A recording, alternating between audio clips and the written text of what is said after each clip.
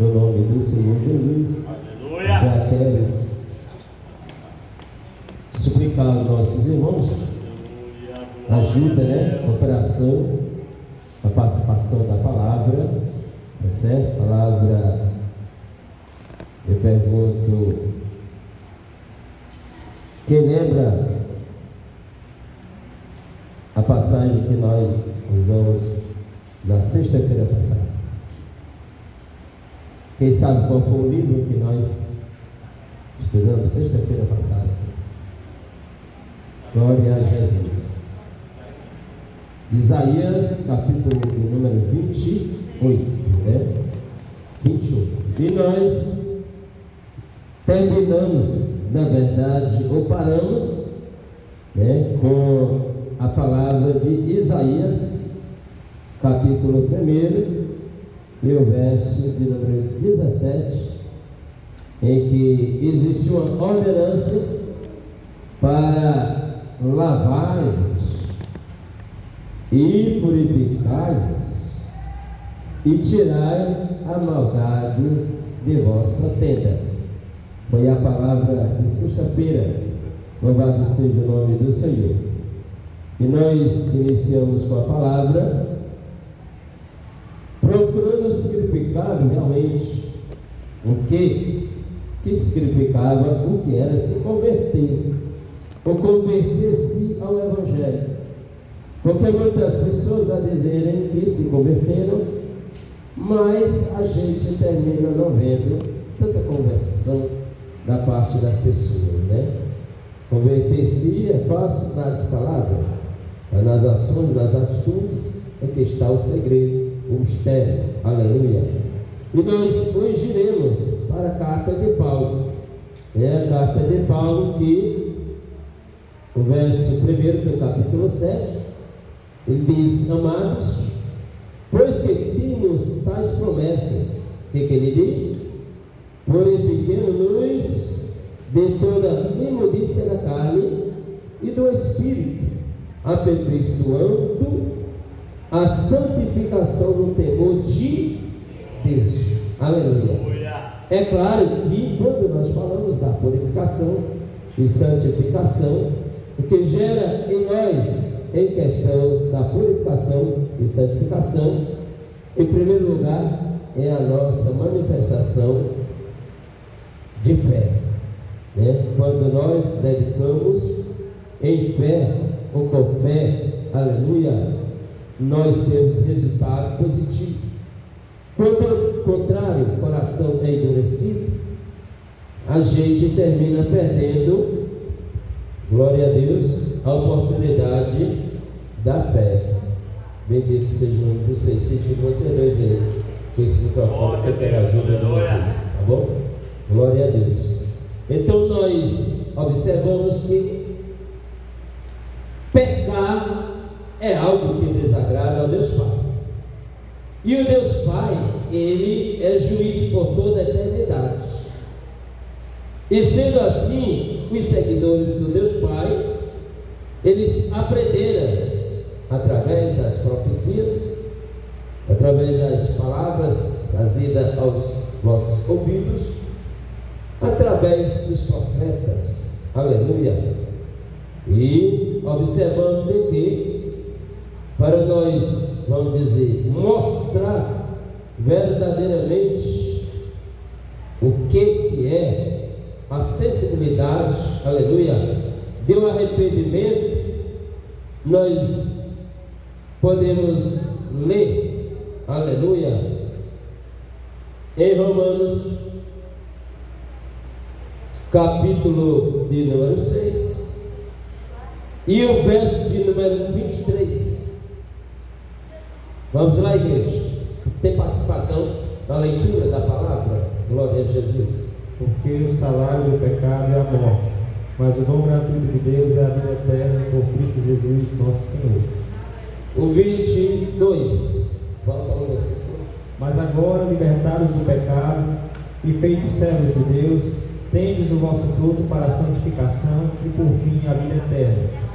Quem pode dar glória a Deus?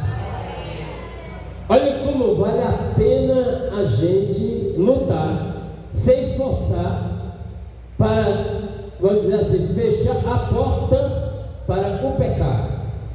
Quando nós fechamos a porta para o pecado, é o mesmo que nós estamos fechando a porta da sepultura. Não é assim? Segundo o versículo de número 23, quando nós batemos a porta para o pecado, é como que a gente estivesse batendo a porta para a morte, ou seja, fechando a sepultura e dizendo: eu não vou agora não. Está entendendo? Por quê? Porque nós não somos mais escravos do pecado.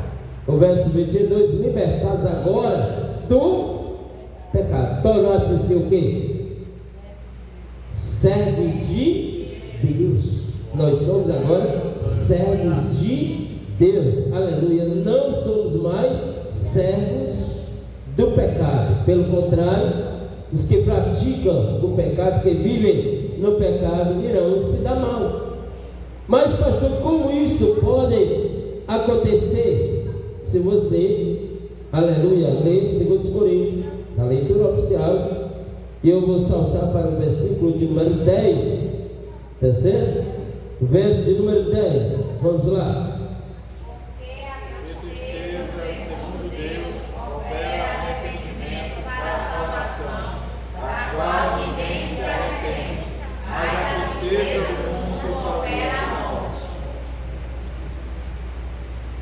A tristeza do mundo opera a.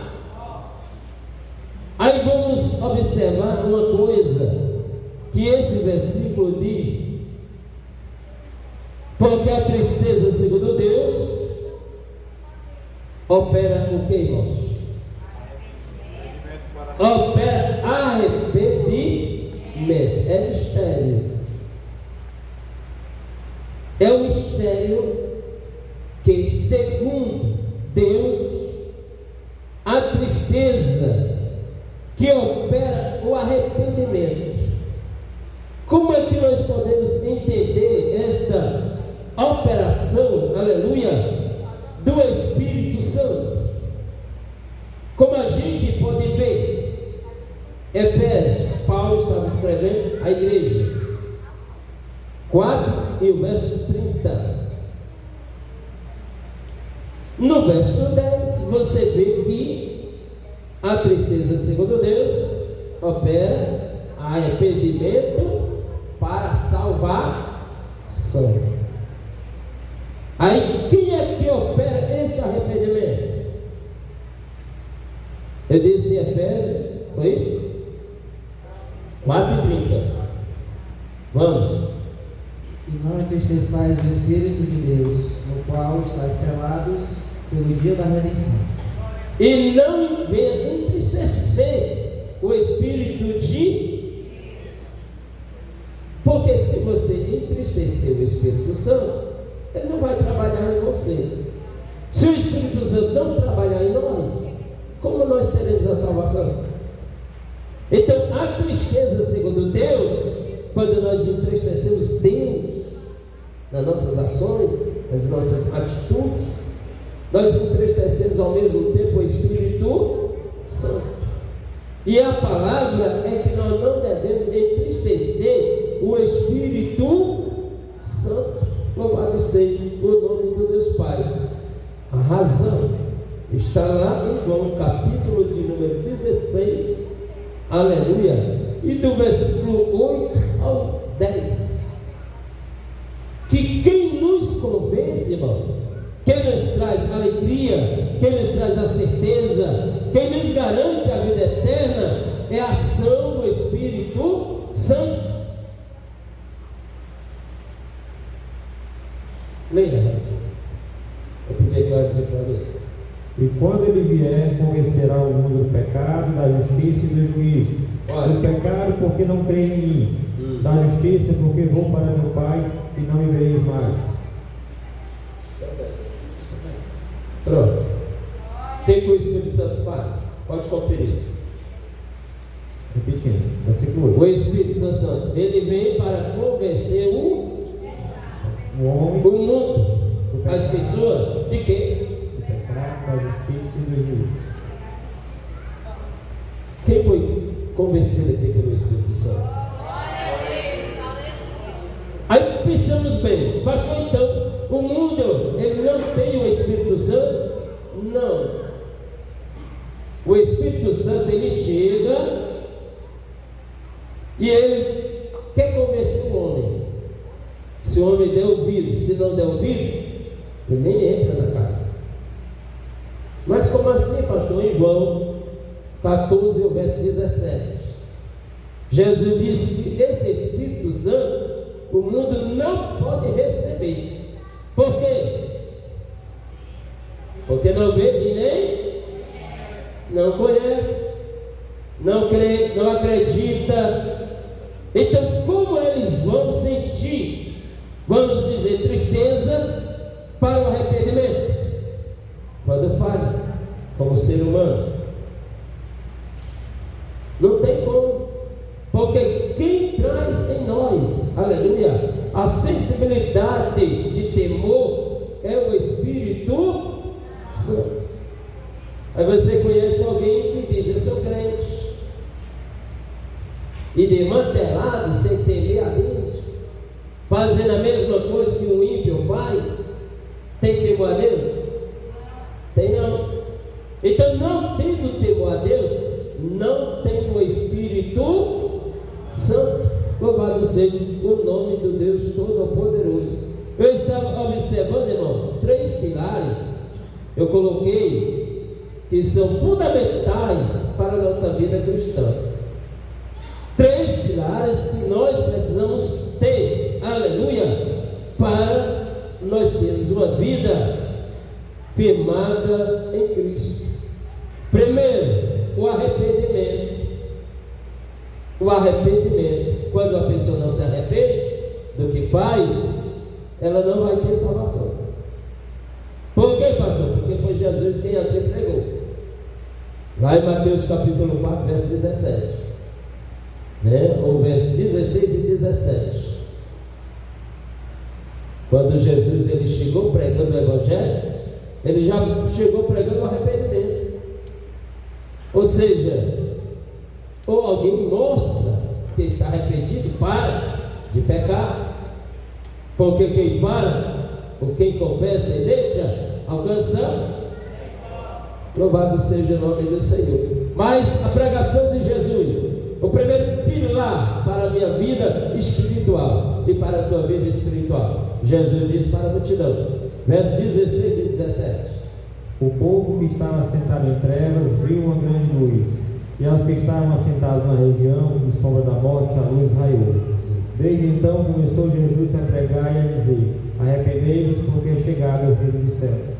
Então, o arrependimento é o primeiro pilar em que nós firmamos, aleluia, em nossa alma paz, a certeza de que nós teremos a vida eterna. No verso de número 16, é onde vem a reflexão de você imaginar quem você era. Você era uma pessoa sentada, vivia nas trevas e ainda sob a sombra da morte. Está entendendo, irmão? A pessoa não cristã, os romanos, os babilônicos, os que seguem, os marianos, eles acreditam que um pássaro passou por cima dele cantando: eu vou morrer no outro dia. Se esconde e corre atrás de rezador, corre atrás de alguém para poder ver se o pobre passarinho morre e não passa mais por perto dele. Ele esquece que quem está escondido em Cristo, aleluia, quando salta desta vida, passa da morte para a vida, aleluia. Então, quando alguém se arrepende, ele, vamos dizer assim, firma o seu primeiro pilar em Cristo. Louvado seja Deus. Ele firma o primeiro pilar como homem sábio, segundo está escrito em Mateus 7, verso 24, que o sábio, ele edifica a sua casa na rocha, aleluia. Venha o que vier, pronto, ele está crendo em Cristo, isso não vai passar. Louvado seja o nome de Jesus. Eu ainda não sofri nada do que Jesus sofreu. Quem já sofreu aqui, pelo menos uma tapa no rosto do que Jesus sofreu? Alguém já sofreu? Quem foi aqui, o primeiro aqui que pegou a tapa no rosto? Ninguém, né? Quem foi que pelo menos foi ameaçado, deu uma ponta de ferro ao lado do seu? Quem foi que já perdeu água e alguém deu um ferro para ele? A gente começa a ver cada coisa, certo? Que se nós tivermos a nossa fé firmada em Cristo, aleluia, venha o que vier, eu estou olhando é para Jesus, né? Lá em Hebreus capítulo 12, verso 2, ele diz que olhar para Jesus, olhar para Jesus, o autor e consumador da nossa fé. E no verso 3 ele diz: e considerar aquele que sofreu as contradições dos homens, louvado seja o nome do Senhor Jesus. Aí eu lembro, irmão, no início, vamos dizer ainda, não posso dizer início da fé, né? Porque fui criado no Evangelho, mas a minha edificação de fé foi ali a partir dos 12 anos de idade.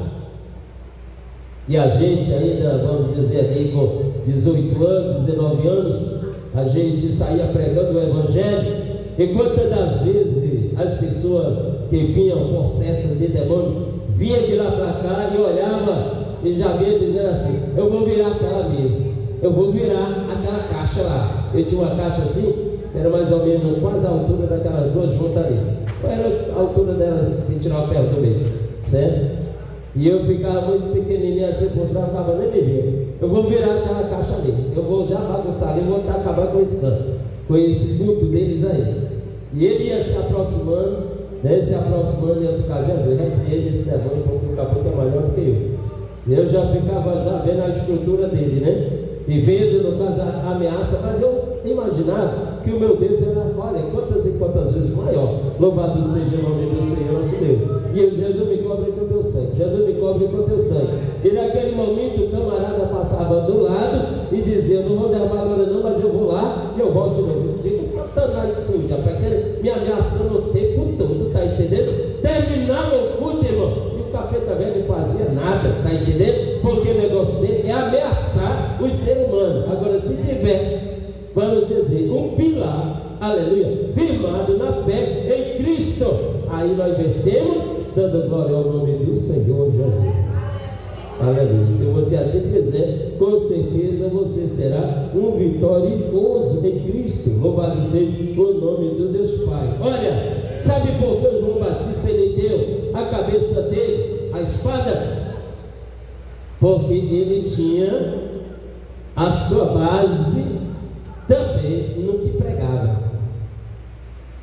Se você observar a mensagem de Jesus, foi praticamente repetida a mensagem de João Batista, né? A mensagem que João Batista pregou e ficou escrita em Mateus 3, o verso 2, foi a mesma mensagem que Jesus pregou quando chegou no verso 4 e o verso 17, tá certo? Agora João Batista chegou diante de Herodes: Herodes, olha Herodes, está errado, tu querer viver com a mulher do teu irmão. Eu acredito até, não está na Bíblia, mas eu acredito, conjectura que faço, que ele dizia: cria vergonha na tua cara, tu não respeita nem o teu próprio irmão, né? Tem misericórdia dele. E por essa razão a concubina dele se revoltou, ficou procurando oportunidade. E o dia que o bispo do rei foi fazer a festa, ele fez uma promessa quando viu a menina dançando bonito na frente dele. Ele simplesmente disse: se tu me pedir até que seja metade do reino, eu te darei. Então naquele momento ali ele se precipitou e perdeu realmente, vamos dizer, a liberdade que tinha. E naquele momento ele terminou dizendo para a moça que ela pedisse o que ela quisesse. E ela, naquele momento, como sobrinha, foi até a mãe. E a mãe disse: pede a cabeça do profeta, pede a cabeça daquele incomodado com a nossa vida, pede a cabeça dele no prato. E assim o rei fez. Mas só que a fé de João Batista era eles fazendo o trabalho e ele dizendo: arrependei-vos, porque é chegado o reino dos céus. Louvado seja o nome de Jesus. Em nós, irmãos, é para arder este desejo de pregar o Evangelho, irmão. É para arder em nós, quando nós estamos vendo uma pessoa descendo um abismo para o inferno, e muitas das vezes você parece até ser um medroso, não tem coragem de dizer. Tem que dizer, Zé. Tem que dizer, não importa a quem, seja pai, seja mãe, seja filho, seja Aleluia. Quem foi chamado aqui por Deus?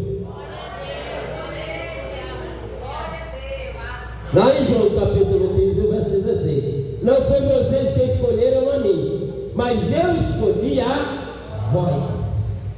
Chamei e nomeei. Aleluia. A nomeação é quando alguém recebe autoridade, ou não é assim? Alguém recebe poder para exercer uma posição. E assim na prefeitura, irmão. E assim no estado. E assim na igreja. Aleluia. Então eu quero dizer a você, nesta noite, que você precisa ter o primeiro e ter também a segunda ou o segundo pilar. O que é? Confissão. A confissão e perdão traz restituição. Confissão e perdão traz restituição. Ou seja, você tem a oportunidade de pregar o Evangelho, como disse Paulo, lá em Romanos 2,16, eu não tenho de que me envergonhar. Por quê? Se envergonhar de quê? Ele disse do Evangelho, porque o Evangelho é poder de... Quando nós vivemos o Evangelho é poder de Deus. Aleluia. E quando nós pregamos o Evangelho com coragem e determinação, irmãos, na verdade a gente exerce o verdadeiro papel de cidadão cristão. Aleluia. Ou seja, temos o perfil verdadeiro da nossa confissão. O que é a confissão? Hebreus, vamos lá, que é o terceiro pilar. Terceiro pilar, nós precisamos, em primeiro lugar, exercer a nossa fé. Hebreus 11, verso 1 ao 3.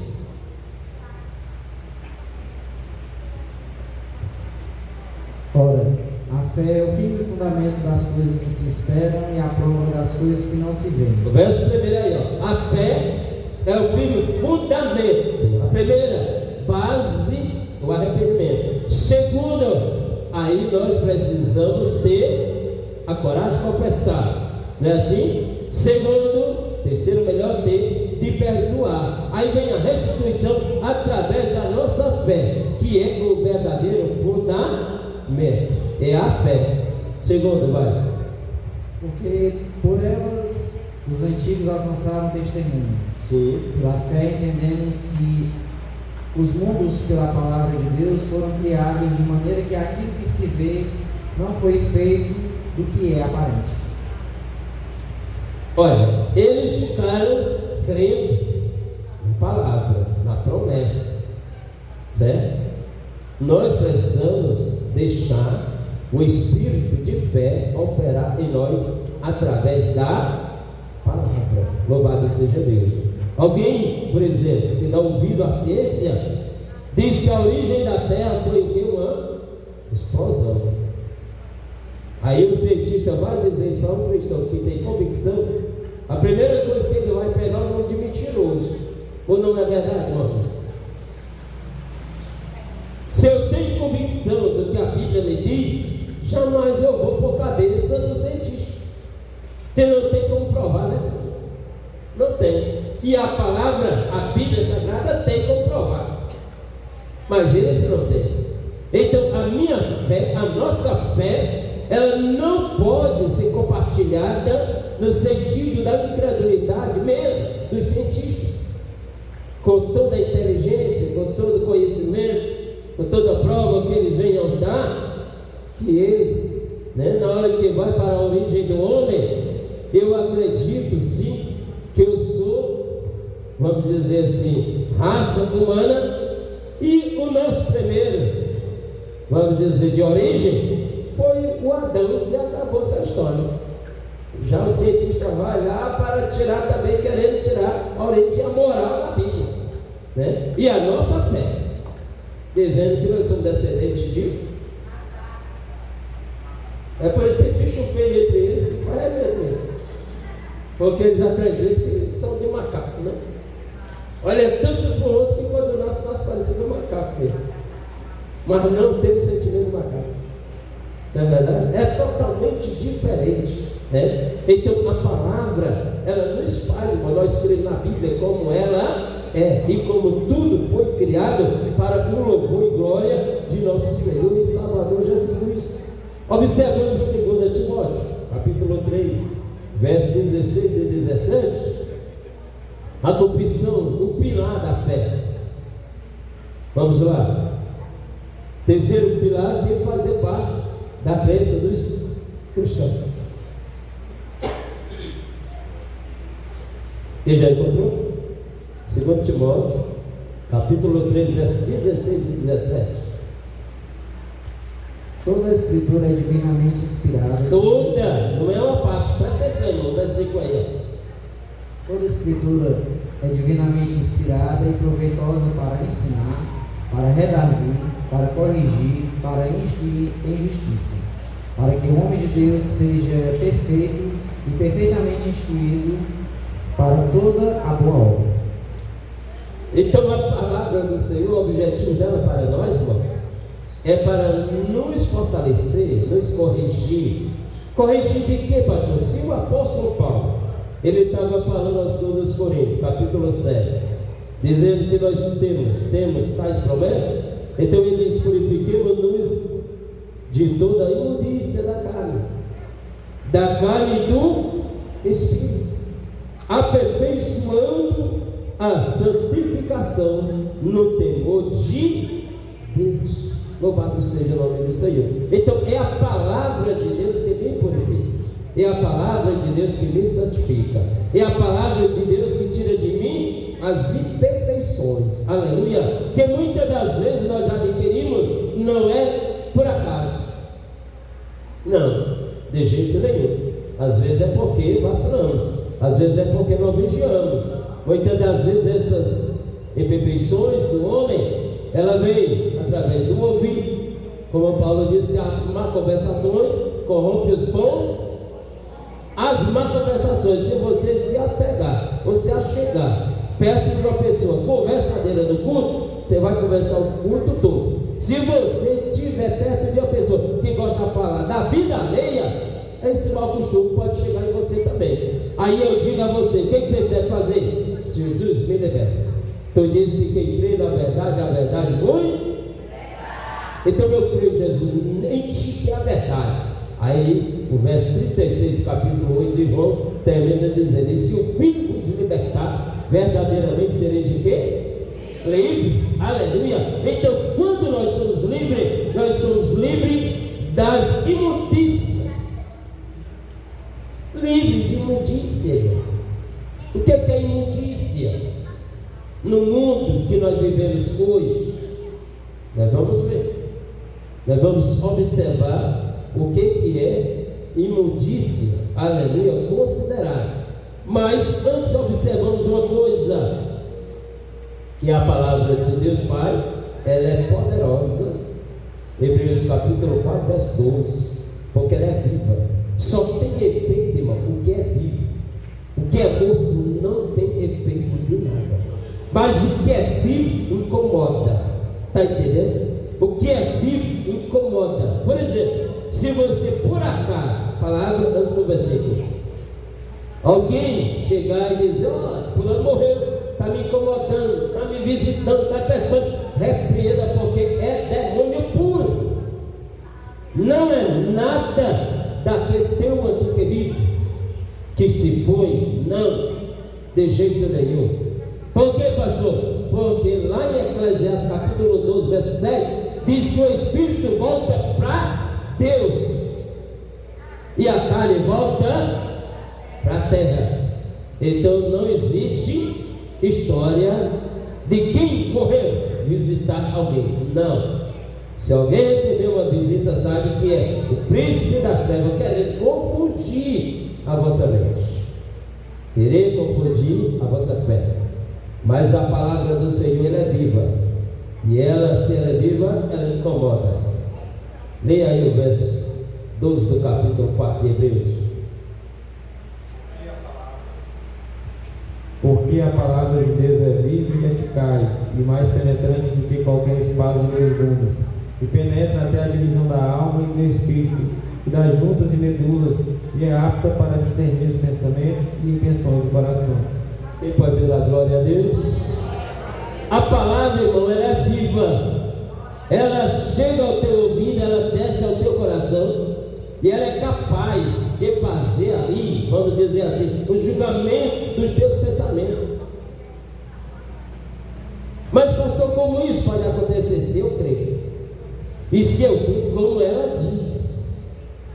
Porque tem pessoas que leem a Bíblia, não, mas eu não entendo assim, porque se eu não entender, foi nada. Mas ela diz do jeito que você vai entender ou não, está escrito daquele jeito, não é verdade? Um exemplo, em João capítulo 7, verso 38, quando Jesus pregando em uma festa, aleluia, Jesus no último dia da festa, Jesus chega e dá uma mensagem. Quando Jesus dá a mensagem, surpreendeu todo mundo. Por que surpreendeu? Porque primeiramente Jesus, ele disse que quem viesse a crer nele, leu o versículo, como diz as Escrituras, quem crê em mim, como diz a Escritura, rios de água viva correrão do seu ventre. Quem pode dar glória a Deus? Quem tem esta fonte dentro de si? Quem tem esta fonte dentro de si? A fonte verdadeira é Jesus. Então eu tenho que crer na palavra. Se a palavra toda, como disse Timóteo, aleluia, melhor Paulo a Timóteo, ela edifica. Agora ela exorta. Se a palavra me exorta ou te exorta, o que eu tenho que fazer, irmão? O que eu tenho que fazer? Me consertar. Quem entendeu, diga glória a Deus. Amém, Mateus capítulo 15, verso 19 e 20. Jesus prevenindo as pessoas. Se nós cremos na palavra, pelo que nós ouvimos, pelo que nós lemos, entendemos, compreendemos, Jesus dá uma advertência para o cuidado que nós precisamos ter. Vamos observar esse cuidado. Vamos observar, vai.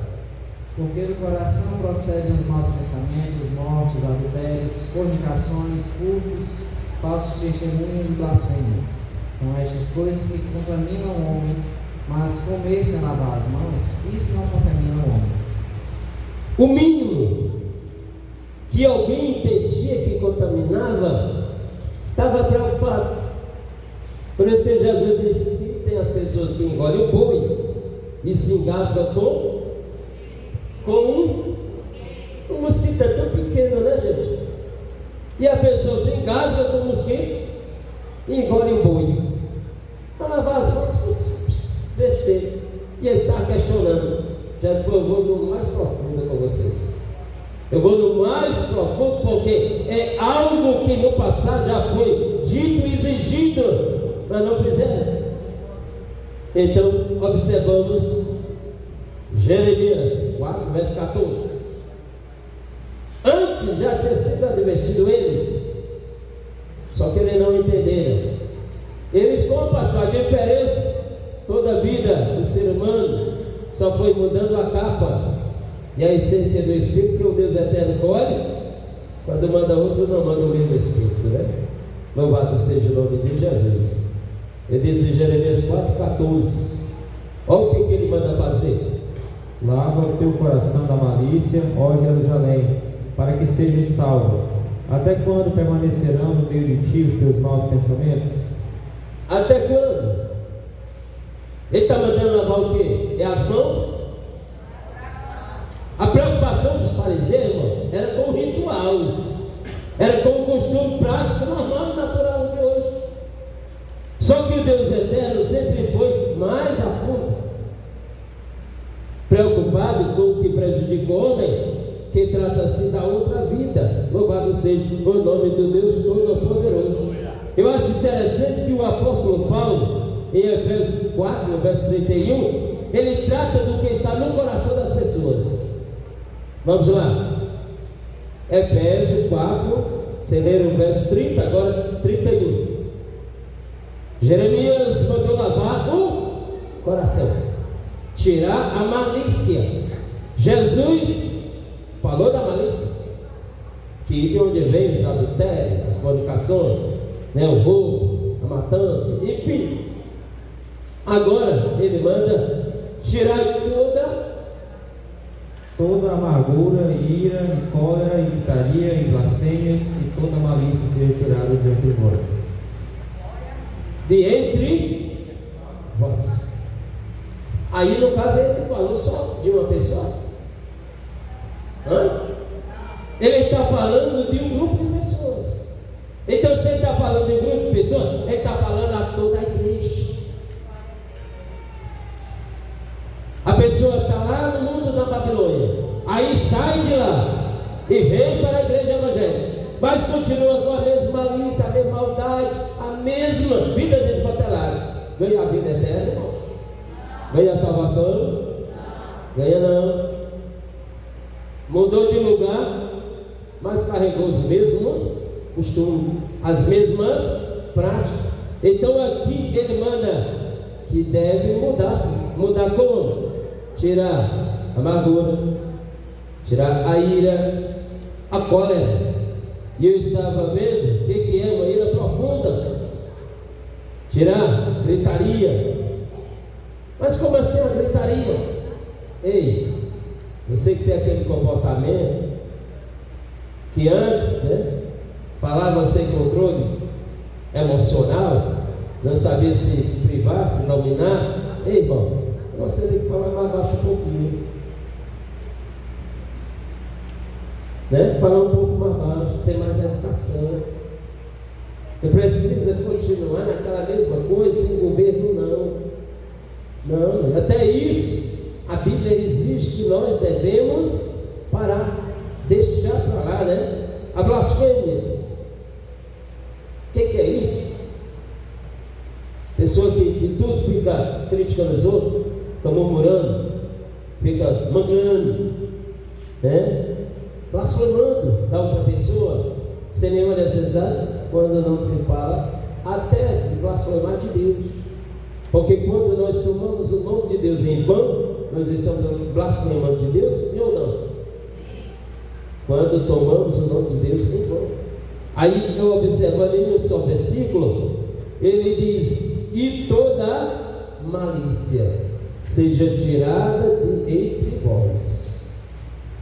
É por isso que existe culto de doutrina, culto de ensinamento, aleluia. E a igreja que não tem ensinamento, irmão, ela não é o caminho que está levando o povo ao céu, de jeito nenhum. O caminho, Jesus disse que é estreito e apertado, né? Lá em Mateus, no capítulo de número 6, né? Ele deixa bem claro, e nós precisamos atentar. Voltamos, leia aí o Salmo de número 101 e o verso 3. Vamos lá, Salmo 101, verso 3. Mateus capítulo 6, verso 22.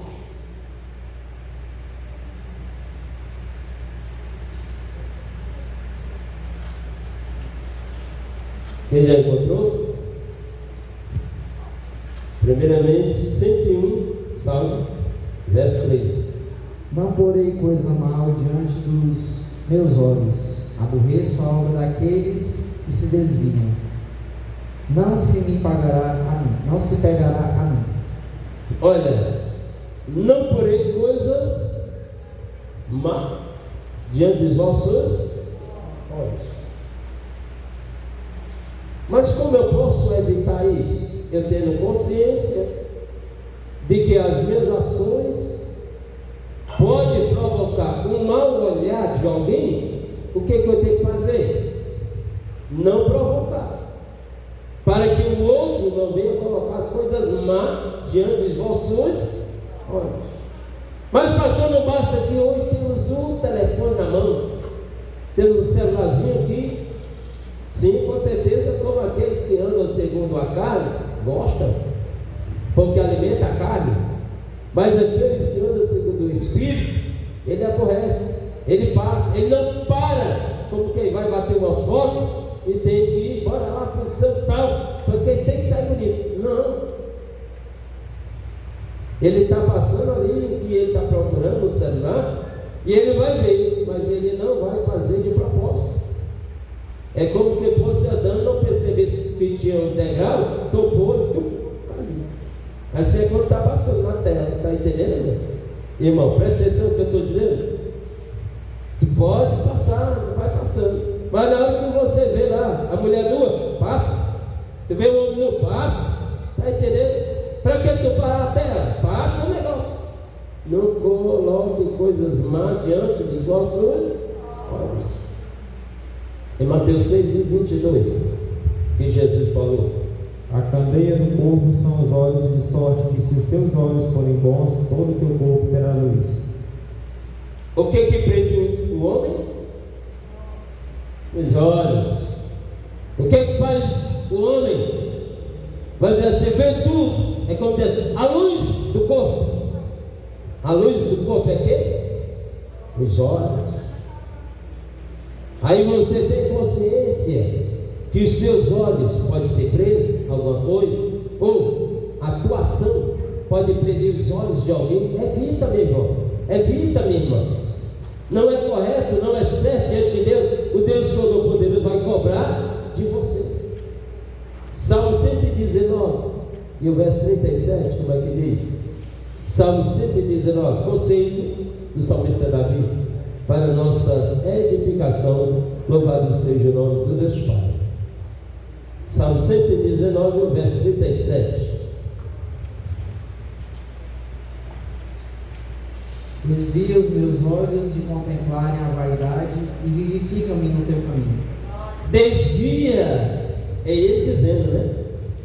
De mim. O quê? Desvia os meus olhos de contemplarem a vaidade e vivifica-me no teu caminho. Pronto. Ele está dando uma dica para você fazer a sua parte. Aí é o querer seu. Mas se você não quiser, pronto, você fará. Jesus permitindo que o que tu tem em ti, que é os olhos, é mal. Tem aquela história das pessoas não crentes entender que alguém tem os olhos mal. Ih, rapaz, não posso. Eu tinha aqui uma foto de uma pessoa disse para mim, eu tinha uma pele rosa lá. E uma criatura visitou, quando chegou, deu um elogio, quando saiu, aí a planta morreu. Eu disse, tu acredita que foi os olhos dela? Acredito, foi não, foi água que faltou no pé dela, rapaz, deixa de incredulidade. Tem nada a ver os olhos maus que essa pessoa tinha a respeito de uma planta. De jeito nenhum, os olhos é mal em mim, faz mal a mim. Como assim, pastor?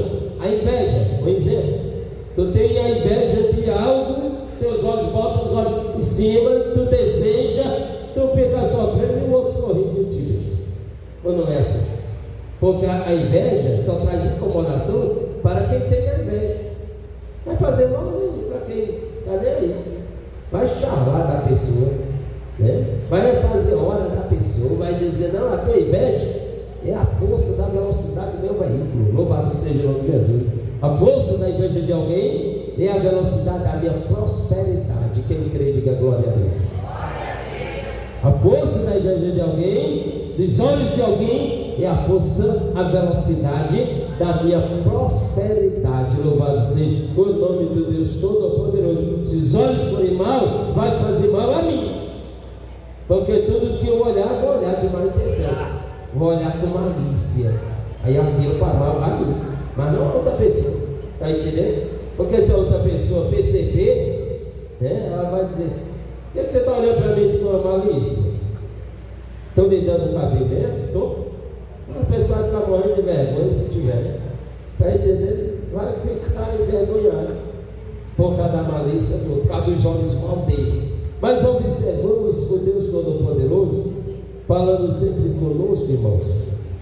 E vamos observar que Deus repreende tanto do plenário, ou seja, a igreja, como Deus fala também, né, ao altar. Ou seja, o Deus Todo-Poderoso falando, está falado.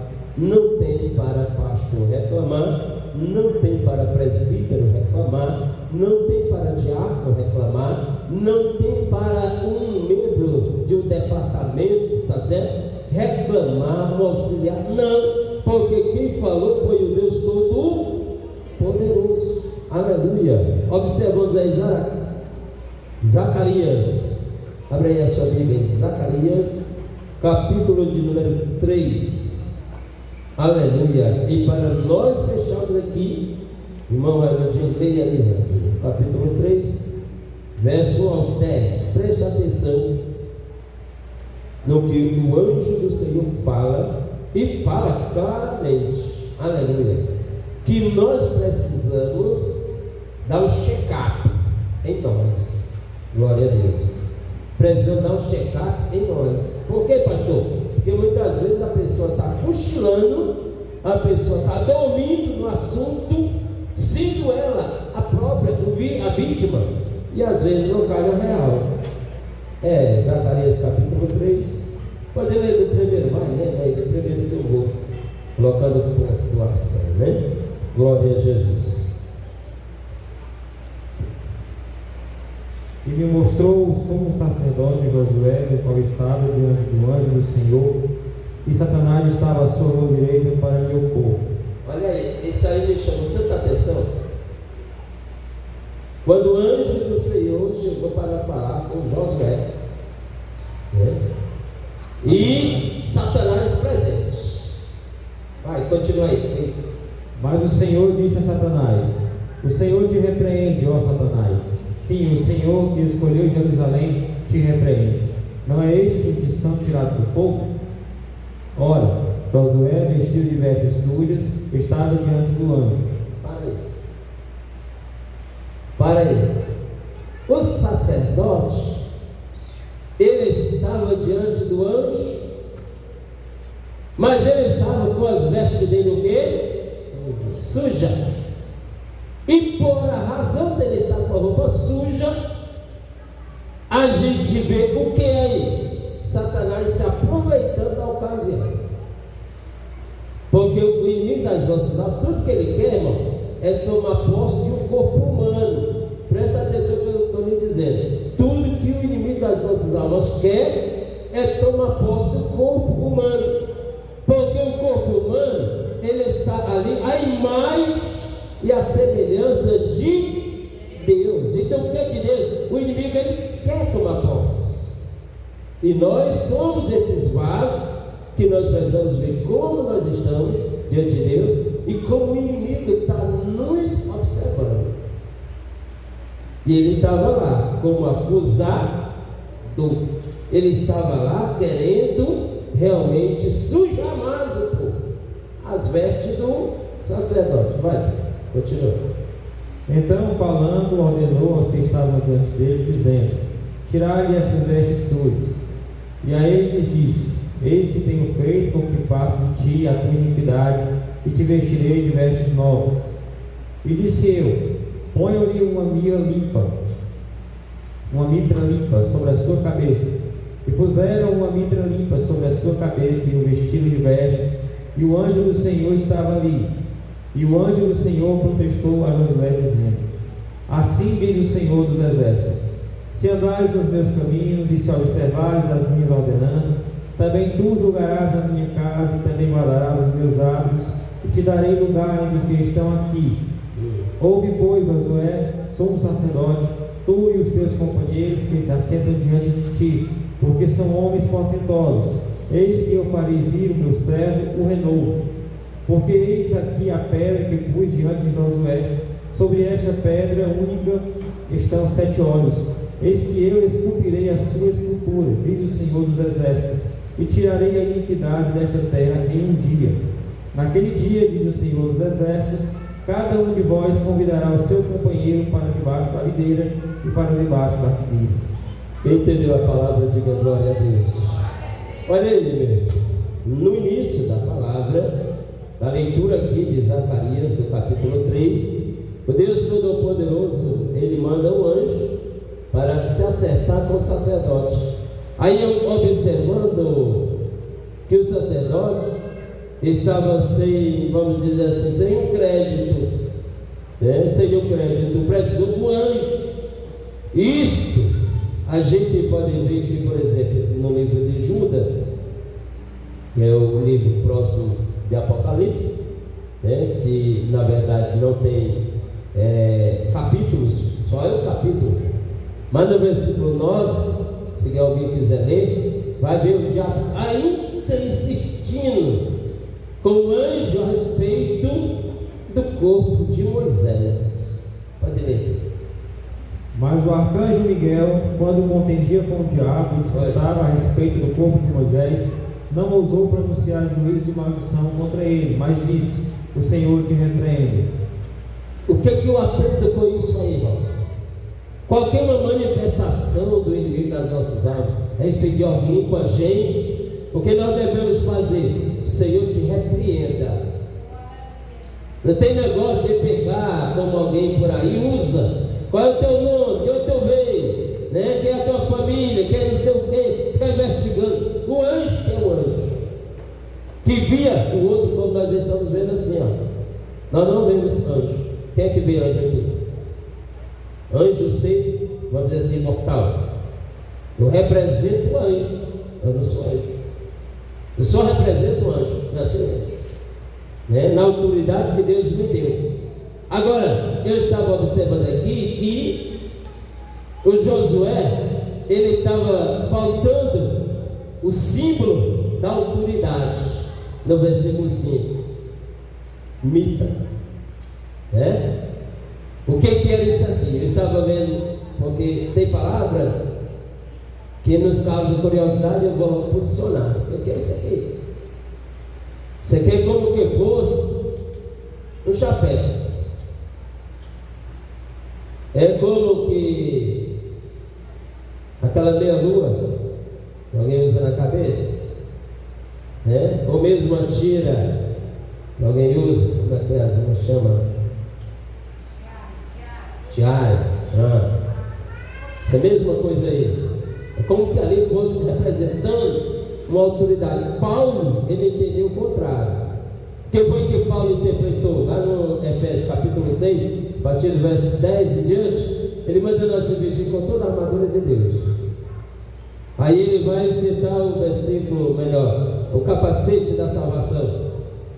Me parece que nesse momento Josué não estava com capacete, porque Paulo, né, vem interpretar isso aqui como capacete da salvação. Aleluia. Algo que nós não podemos tirar momento nenhum. O que isso representa? Nós não podemos deixar a incerteza, olha, aqui em nossa memória, em nossa cabeça. Vamos observar que quando o anjo fala com Josué, no verso 8, ele faz uma promessa que vai manifestar, que vai enviar o servo dele, Deus Pai falando. E ele diz no final, o renovo.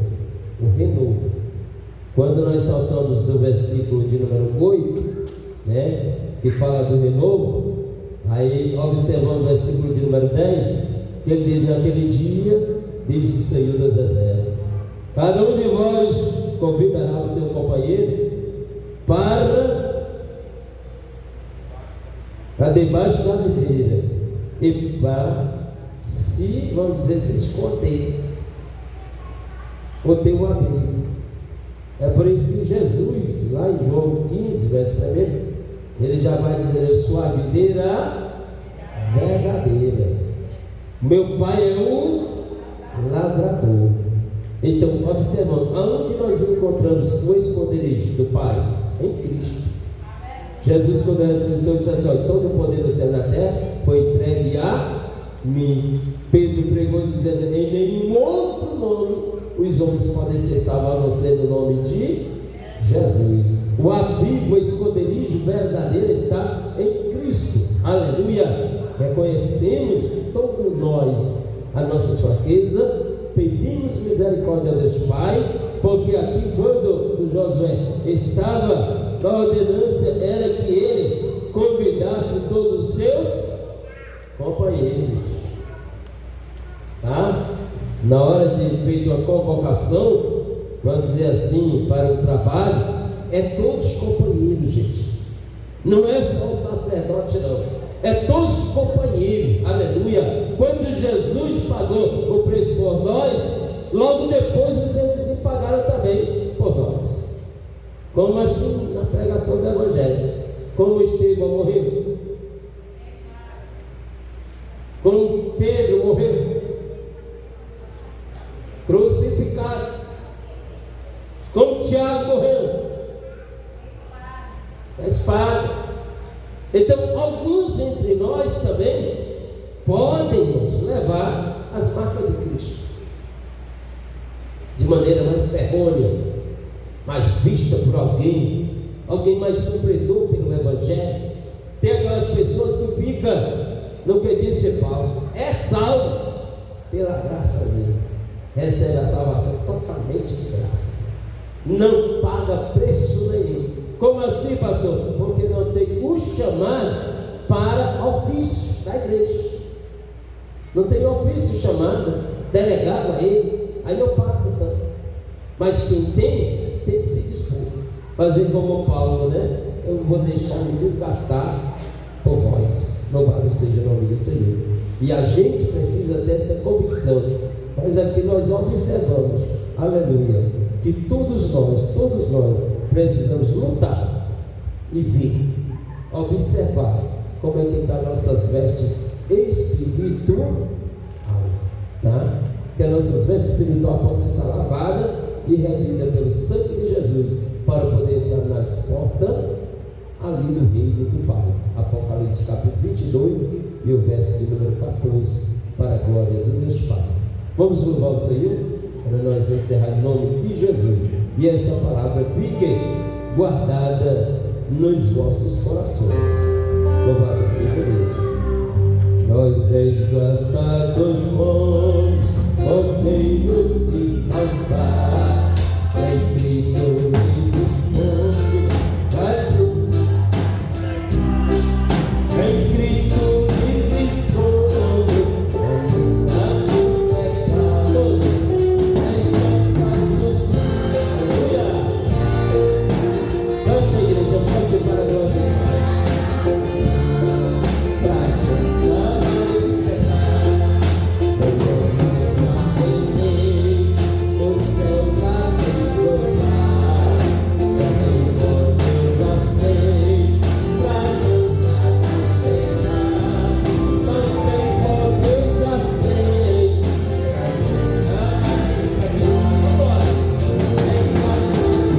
agora, resgatar, oh glória.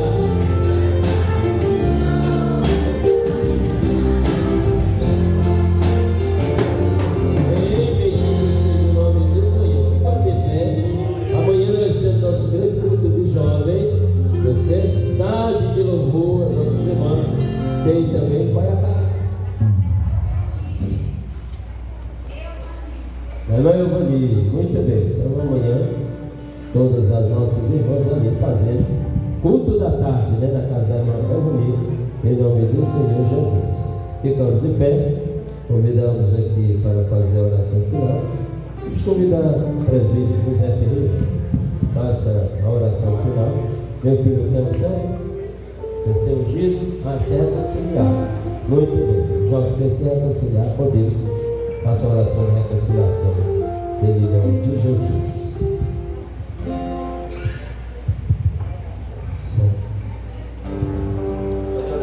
Glória a Deus. Altíssimo, maravilhoso, soberano Deus, Pai amado, justo e querido, diante da tua presença, Senhor, que nos encontramos aqui, a tua amada igreja, agora, Senhor meu Deus, ó Pai amado, olha para o teu filho que aqui está, Senhor, diante de ti, e nós creamos, ó Deus amado, que tu és o Deus que salva, que cura, que perdoa toda a nossa fraqueza, Pai amado. Senhor amado, tome, Senhor de Deus, as tuas mãos, dirige a ele, Senhor, sempre pelo teu Espírito Santo, Pai amado. Assim, meu Pai, nós criamos e agradecemos no nome de Jesus. Que a graça de nosso Senhor e Salvador Jesus Cristo, o amor de Deus, nosso Pai, a doce consolação do Espírito Santo seja com todo o povo de Deus. Quem vai morar no céu, diga: a vitória é nossa. Se Deus é por nós, e agindo Deus, livre. Deus. Deus abençoe nossos irmãos poderosamente. E a paz do Senhor a todos.